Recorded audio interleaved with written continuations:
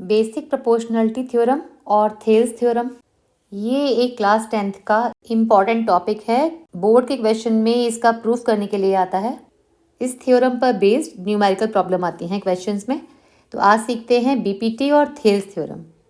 Theorem है, if a line drawn parallel to one side of a triangle to intersect the other two sides in distinct points, then the other two sides are divided in the same ratio.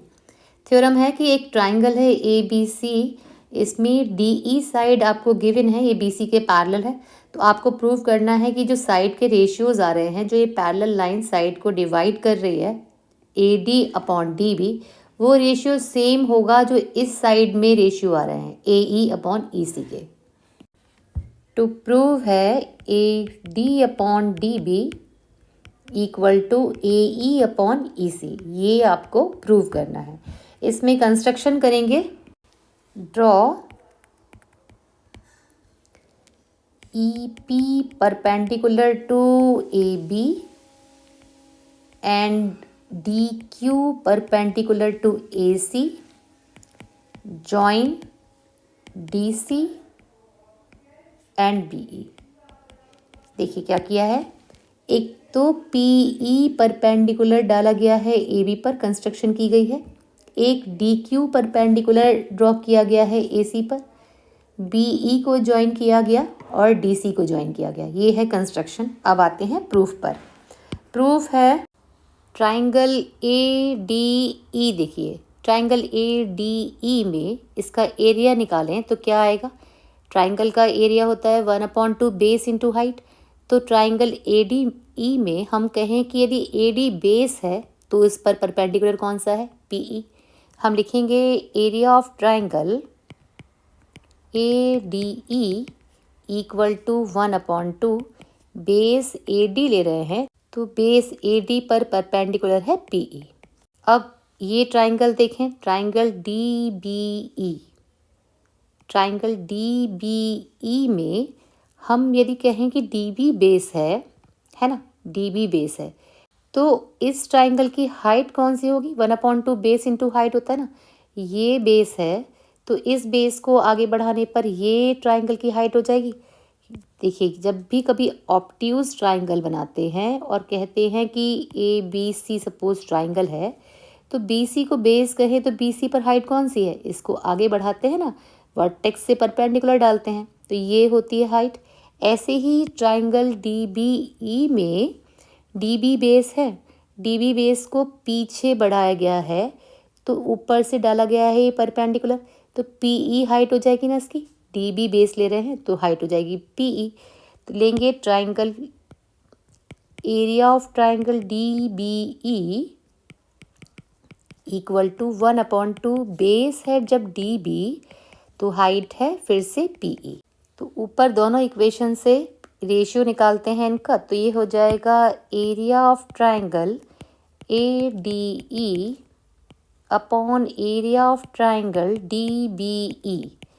Divide करते हैं तो मिलेगा 1/2 A D into P E upon 1/2 D B into P E. यहाँ P ई से P E cancel, 1/2 से 1/2 cancel, तो यहाँ मिला हमें A D upon D B. इसे कहें हम इक्वेशन नंबर 1।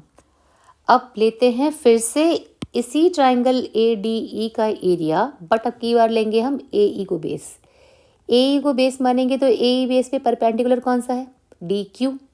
तो लेते हैं area of triangle A D E, area of triangle A D E equal to 1/2, base अब की बार है ए ई और ए ई बेस पे परपेंडिकुलर है डी क्यू।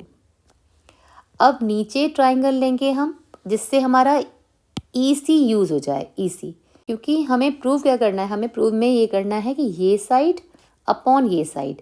तो ये साइड यूज़ करने के लिए हमें ट्राइंगल लेना पड़ेगा डी ई सी, जिससे ई सी बेस बन जाए। अब देखिए ई सी बेस लेंगे, जब डी ई सी ट्राइंगल लेंगे और उसमें हम कहेंगे कि हम अब की बार सी को बेस मान रहे हैं, तो सी को बेस मानेंगे तो इसे आगे बढ़ाने पर परपेंडिकुलर सी पे कौन सा है, डी क्यू है ना। तो ट्राइंगल डी ई सी का area 1/2 base C E into D Q height, base into height upon 2। ये हो जाएगा area of triangle D E C equal to 1/2 base into height. ठीक, इन्हें भी अपॉन कर देते हैं, रेशियो निकाल लेते हैं इनका। तो यहाँ से हमें क्या मिलेगा, यहाँ से मिलेगा डी क्यू से डी क्यू कैंसिल, 1/2 से 1/2 कैंसिल, तो यहाँ से मिला हमें ए ई अपॉन ई सी। ये मिला हमें area of triangle A D E upon area of triangle D B E equal to A D upon D B. Area of triangle A D E upon area of triangle D E C equal to A E upon E C. इसे डालते हैं equation number 2।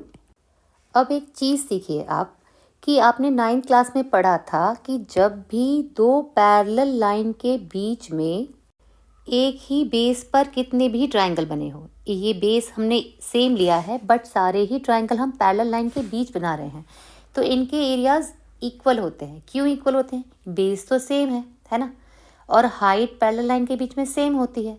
तो जितने भी triangle बने होंगे but एक ही base होना चाहिए, तो सभी ट्राइंगल के एरिया इक्वल होते हैं, दो पैरेलल्स और एक ही बेस पर बने हुए ट्राइंगल के एरिया।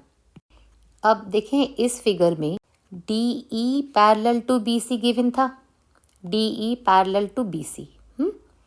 अब डी ई पर ये बना है एक ट्राइंगल, ये देखिए डी ई बेस पर एक बना है ये ट्राइंगल, है ना, ये देखिए ये बन रहा है डी ई को यूज़ करते हुए, और डी ई बेस पर ही ये ट्राइंगल बन रहा है एक ये हमने लिया था डी बी ई, देखिए यहाँ लिया था हमने डी बी ई, है ना, और एक लिया था हमने डी ई सी। ये देखें ये दोनों ही डी ई बेस पर बने हैं, एक आ रहा है ये, एक आ रहा है ये दोनों एरिया इक्वल होंगे। It means area of triangle D B E and area of triangle D E C, ये दोनों इक्वल होंगे। दोनों ही इक्वेशन 1 और इक्वेशन 2 में चेक करें, डिनोमिनेटर दोनों के सेम हो जाएंगे। Area of D B E equal to area of D E C, ये हो जाएगा area of triangle D B E equal to area of triangle D E C, और रीज़न रहेगा इसका ट्राइंगल्स बिटवीन पैरेलल लाइंस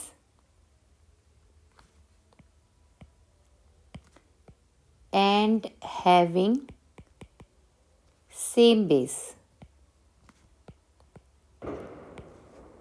अब दोनों equation को check कीजिए, दोनों ही इक्वेशन में न्यूमरेटर है area of triangle A D E, area of triangle A D E, denominator है area of triangle D B E, area of triangle D E C, जो अभी अभी हमने लिखा है कि दोनों इक्वल हैं। तो दोनों इक्वेशन के एलएचएस पार्ट इक्वल हो गए, है ना।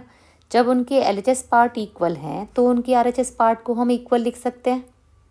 तो हम लिखेंगे from equation 1 and 2 A D upon D B equal to A E upon E C. ये तो हुई हमारी थेल्स थ्योरम या बीपीटी थ्योरम प्रूव। जब आपको बीपीटी प्रूव करने को कहा जाए तो आप यहाँ तक प्रूव करेंगे, यहाँ आपकी थ्योरम का प्रूफ कंप्लीट हो जाता है। बीपीटी के अलावा आपको प्रूव करने को आए in triangle A B C if DE parallel to BC, then prove that AB upon DB equal to AC upon EC, ये फर्स्ट पार्ट है। या तो ये प्रूव करने को आएगा या फिर AD upon AB equal to AE upon AC, ये प्रूव करने को आएगा। तो देखिए कैसे प्रूव करेंगे। We know that AD upon DB equal to AE upon EC by basic proportional theorem. अब यहाँ पर हम क्या कर रहे हैं, इधर 1 प्लस कर दिया एलएचएस में भी और इधर भी 1 प्लस कर दिया। तो 1 प्लस करने से ये बन गया D B plus A D upon D B equal to E C plus A E upon E C, है ना। अब देखें D B plus A D मिलाकर क्या बना, ए बी हुआ। और इधर ई सी, ये देखें ई C plus E C plus A ई मिलाकर हुआ ए सी। तो इसकी जगह लिख रहे हैं हम A B upon D B equal to A C upon E C. ये हुआ हमारा फर्स्ट पार्ट प्रूव।